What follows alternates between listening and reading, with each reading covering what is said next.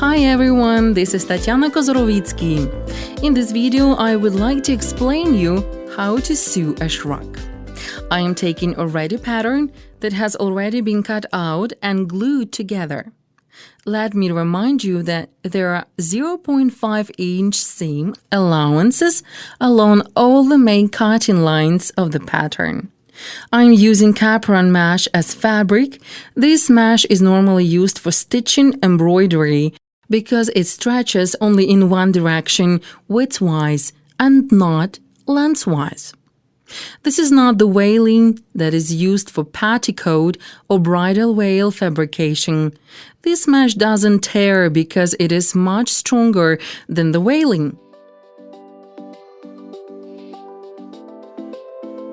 So I'm folding the fabric 4 times, as I'm going to cut 4 samples of each piece.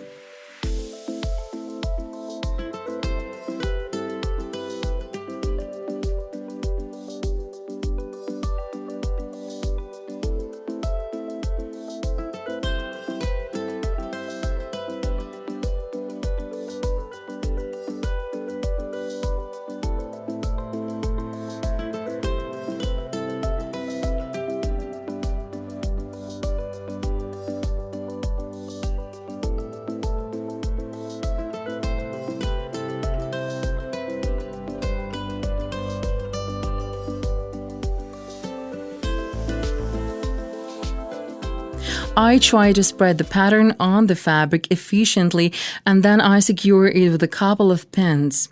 I trim the extra fabric and the cutting process begins. You can trace the pattern with a disappearing ink marking pen, or you can cut it like I do, simply by using the ready pattern.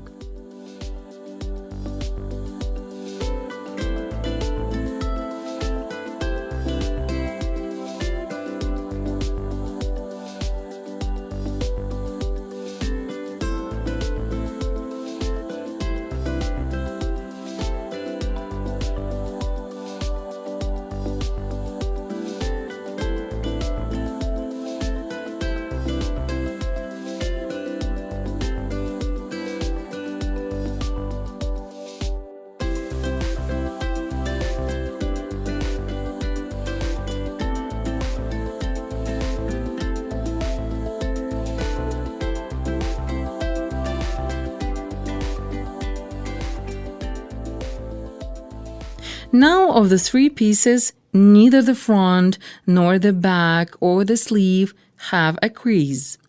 I pin the paper patterns off and put them aside.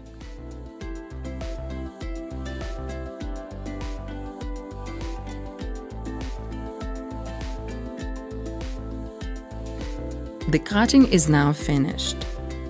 Now I need to join the shrug pieces together into pairs.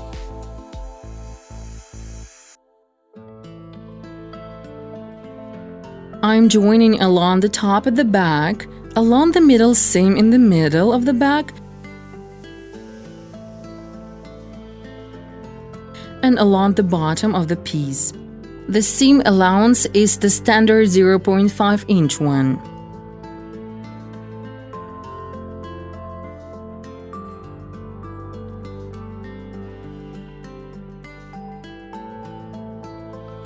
I'm trying not to turn the fabric while sewing, but to go beyond the garment edge where possible. I am making bar tacks at the intersection of the seams.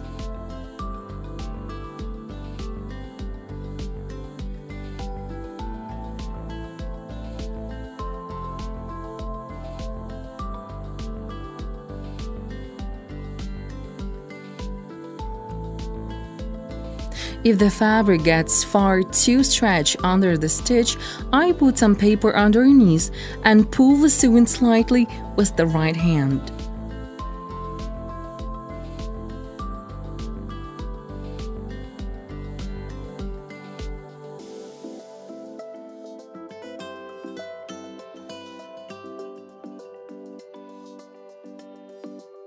I'm stitching the 4 parts together.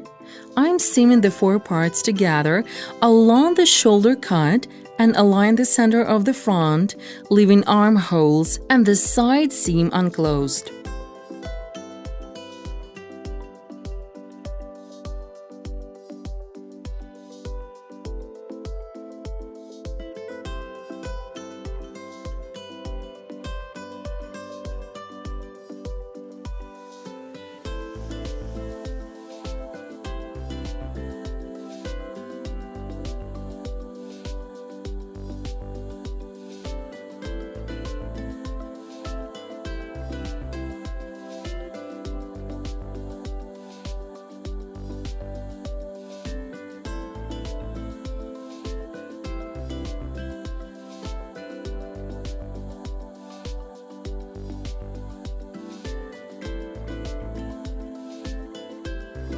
Now I need to seam together the sleeve along the bottom line.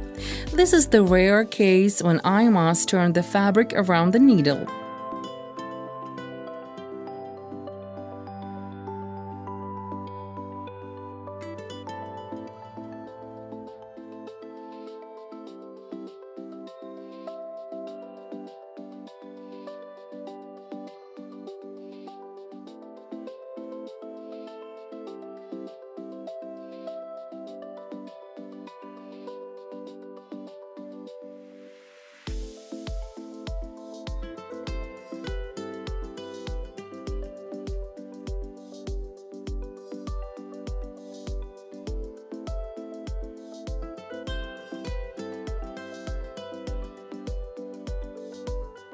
I make a notch in the corner of the cutout to make sure the piece can be easily turned out. And then I trim the seam allowance, leaving around 0.2 inches.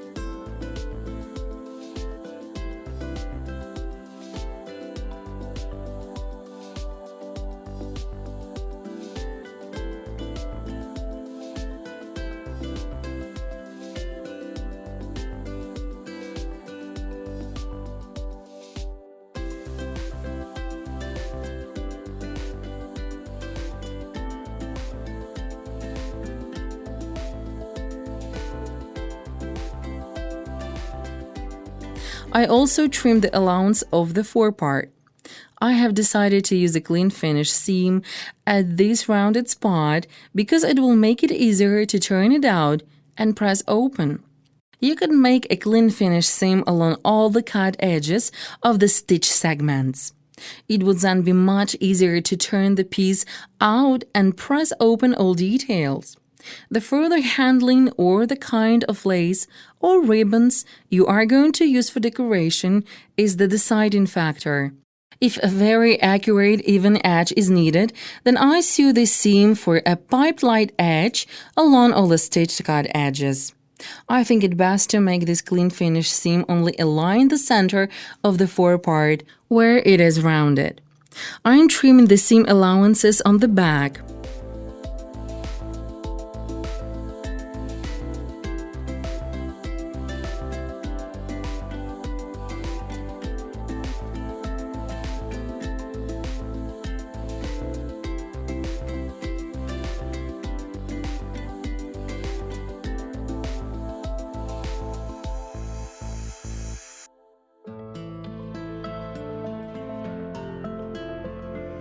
Please note that since all the bar tacks have been made at the intersection of the seams, they stay put during the trimming of the allowances.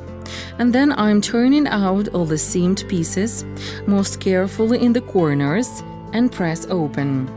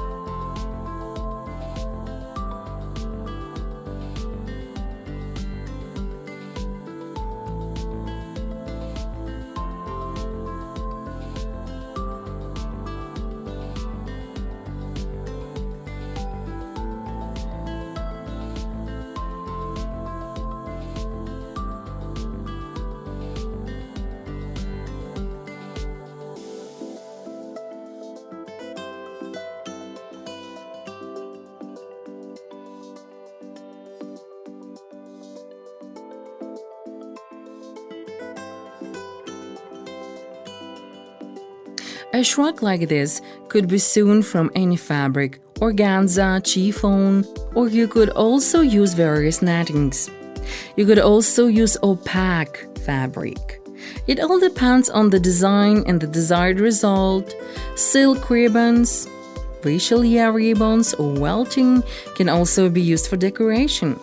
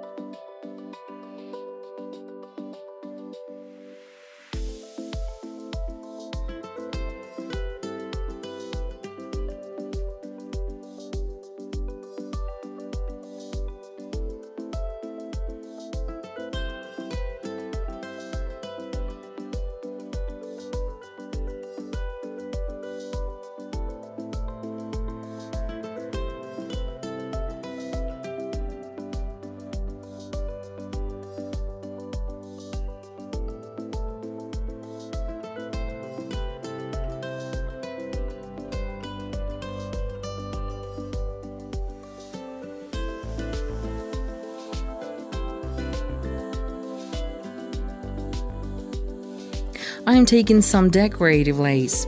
It is recommended to use this kind of lace with recurring motifs and a band-like repeat so that these motifs could be cut out and arranged into a straight band. As I have already mentioned, apart from lace, you could also use various ribbons as well as cotton or silk Richelieu, anything that comes to your mind. So I have cut out a strap of lace and now I start placing it on the shrug to see what location is the best and how to use it most efficiently. I spread the back pieces on the press board. The pattern has been designed in such a way that the distance between the pieces is 2 inches.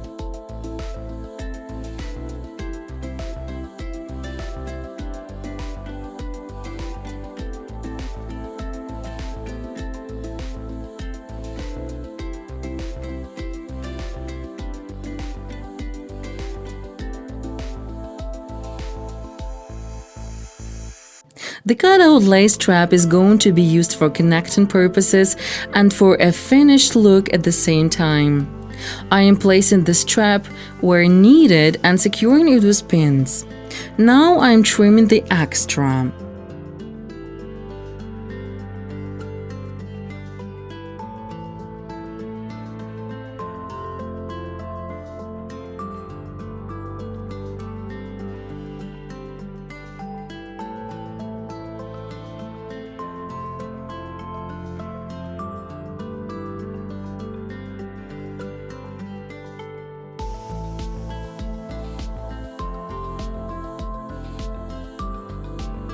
And here is our back piece.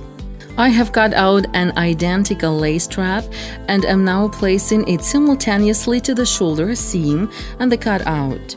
I'm looking for the best way to place the forepart so that the lace motifs would later cover it as well. I'm securing it with pins.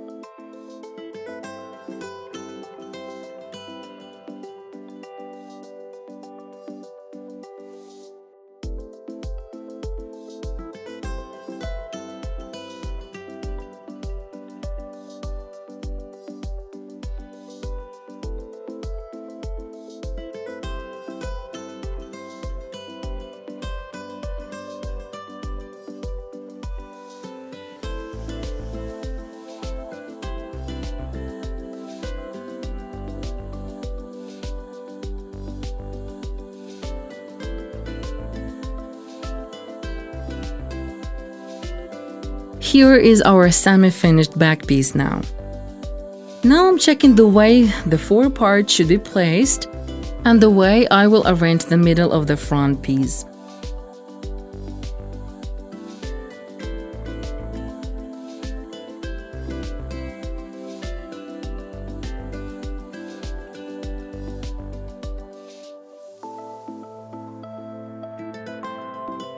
I have decided to attach only some lace sleeves on the sleeves because I find the flowers a little too large.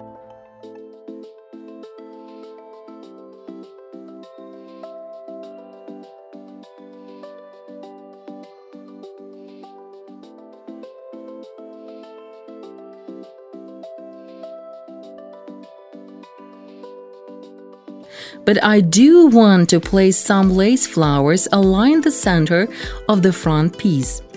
Now you can attach all the lace motifs in any convenient way. By tradition, I have used some Gutermann glue, but you could also hand stitch them on. I stitch with the machine at a 1 mm distance from the edge of every piece in order to secure the lace motifs.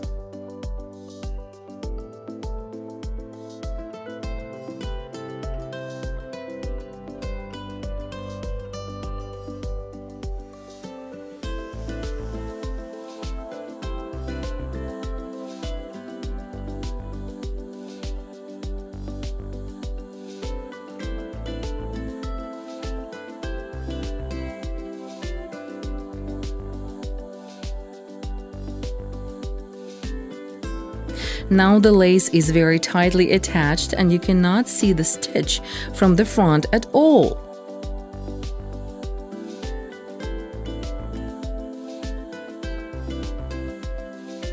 I do the same thing with the 4 parts and the bottom part of the sleeve.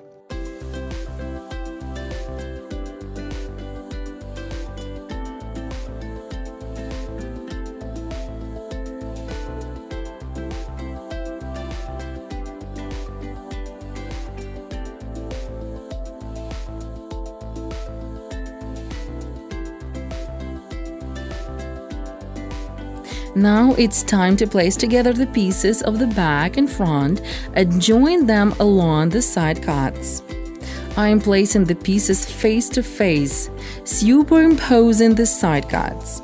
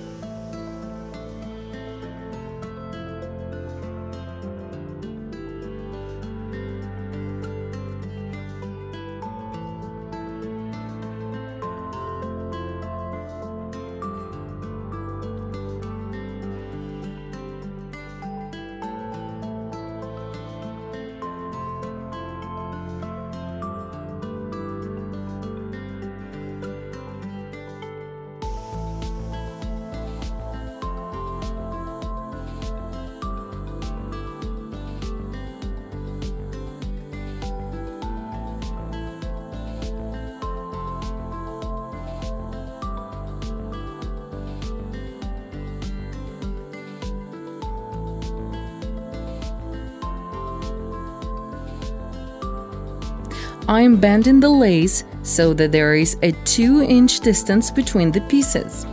Let's secure it with pins.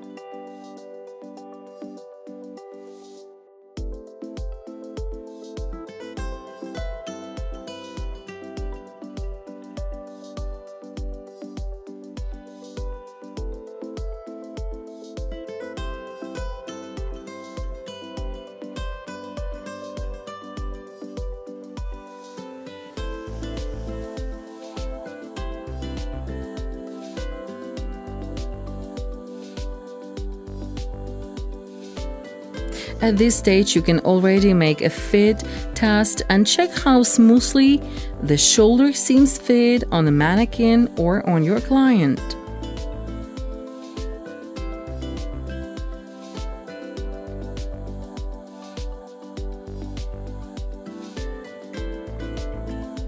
I'm sewing together the side seams with a 0.2 inch allowance and attaching the 4 part pieces along the shoulder seam.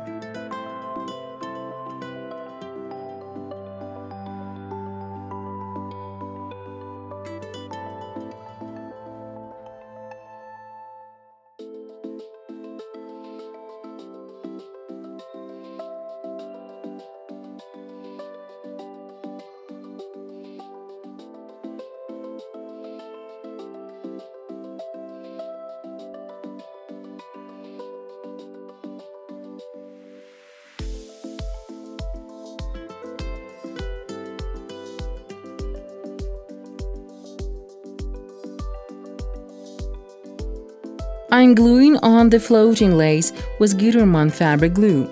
You could also secure it by hand or machine stitching.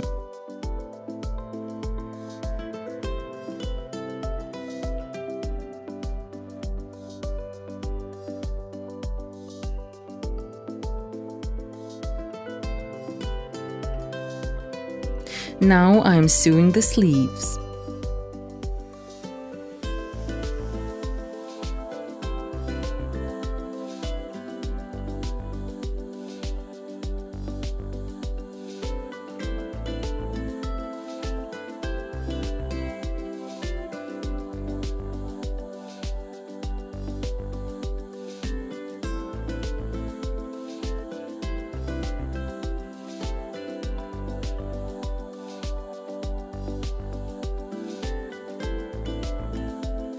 If ravel-prone fabric has been used, then you can finish all the enclosed cutouts with an overlock seam at this stage.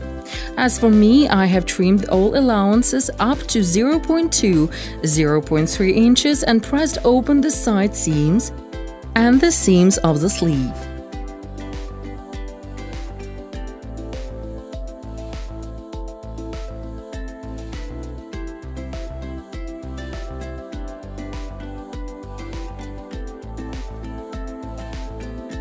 I haven't used any overlock seam because my fabric is see-through and it's enough to just have some neat see-through lines of the seam allowances.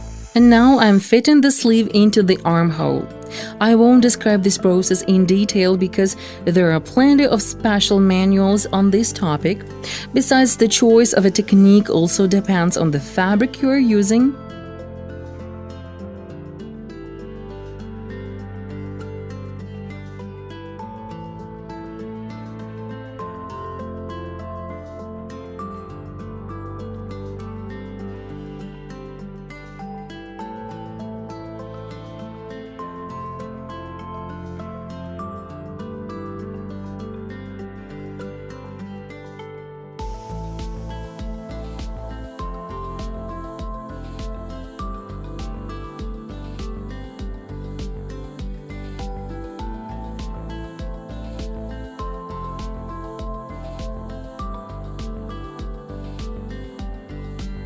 I am pinning the sleeve on carefully, redistributing the shrinking of the top and the sleeve cap. I am stitching with a 0.5 inch allowance, trying to smooth out any creases and faults that could form on the cap because of the shrinking.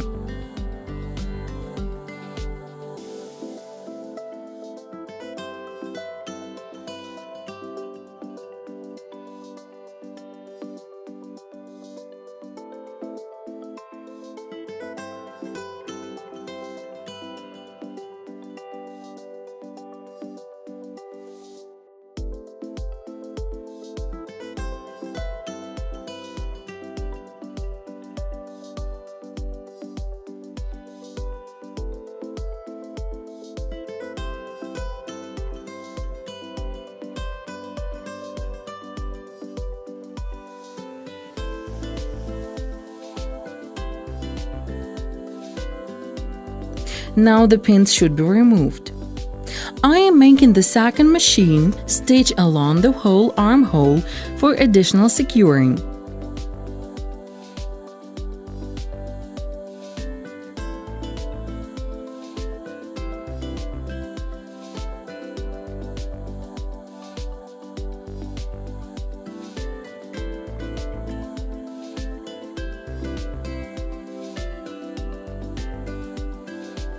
The seam allowance is trimmed with around 0.2 inch left there.